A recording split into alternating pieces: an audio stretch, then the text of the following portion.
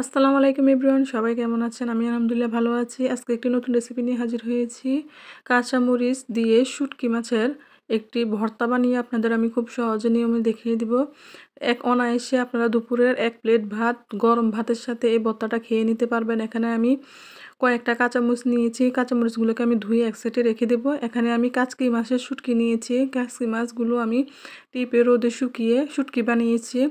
এই যে আমি এগুলাকে একটা খোলা বসিয়ে চুলার মধ্যে আমি কাচকি মাছগুলোকে একটু টেলে নেব। এই দেখুন কাচকি মাছগুলো আমি আপনাদেরকে একটু সামনে এনে দেখাচ্ছি। একটু হালকা লাল লাল করে টেলে নেব।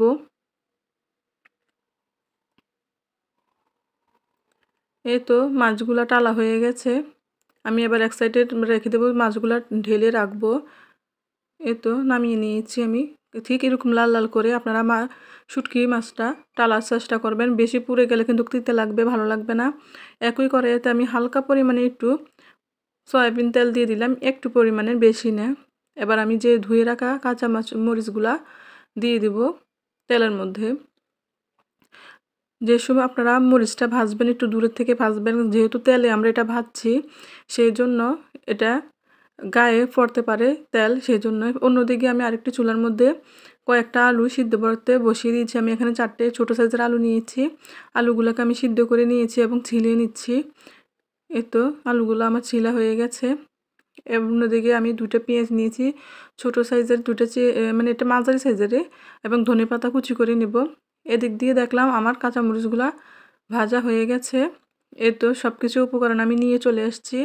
এখানে সিদ্ধ করা আলু আছে, পেঁয়াজ কুচি করে নিয়েছি, ধনেপাতা কুচি, মরিচ টেলে ধুয়ে নিয়েছি। এই তো দেখুন সবগুলো উপকরণ, এবং আমি এখানে শুটকি মাছগুলোকে টেলে ভালোভাবে ধুয়ে নিয়েছি। এই তো ধুয়ে নিয়েছি, এবং এমন লাগবে এখানে লবণ নিয়ে নিয়েছি। এখানে আমি পাটা বিছিয়ে নিয়েছি। এটা আমি ঘরের বাইরে চলে আসলাম খুব ভালোভাবে ভিডিওটা করার জন্য। পানি দিয়ে পাটাটা আমি খুব ভালোভাবে ধুয়ে নেব। কার কার কাঁচামরিচের শুটকির ভর্তা ভালো পছন্দ অবশ্যই কমেন্টে জানাবেন। ভালো লাগলে অবশ্যই ভিডিওটি সাবস্ক্রাইব করবেন, লাইক কমেন্ট করবেন। এই তো এখানে প্রথমে আমি কাঁচামরিচটা নিয়ে নিচ্ছি, তেলে রাখা যে কাঁচামরিচটা এটা আমি বেটে নিচ্ছি। মাঝখান দিয়ে বলি রুবিস রেসিপি চ্যানেলটি সবাই সাবস্ক্রাইব করবেন, শেয়ার করবেন, কমেন্ট করবেন, এবং আমার রান্নার রেসিপিগুলো আপনাদের কেমন লাগে অবশ্যই কমেন্টে জানাবেন। অবশ্যই আপনারা ভর্তা লাভার কারা কারা। আমি কিন্তু একজন ভর্তা লাভার, এবং যে কোনো ভর্তা আমার খুব পছন্দ।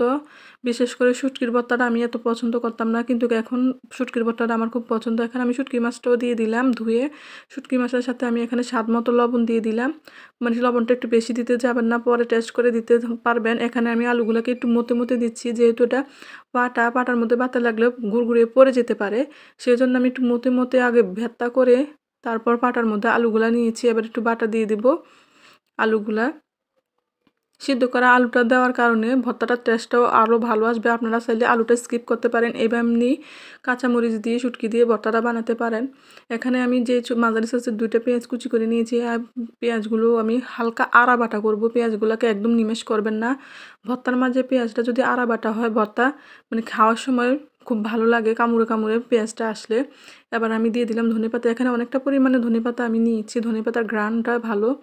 আর আমি সব তরকারিতে ধনেপাতা দেওয়ার মানে চেষ্টা করি। আপনারা আমার ভিডিও দেখলে বুঝবেন।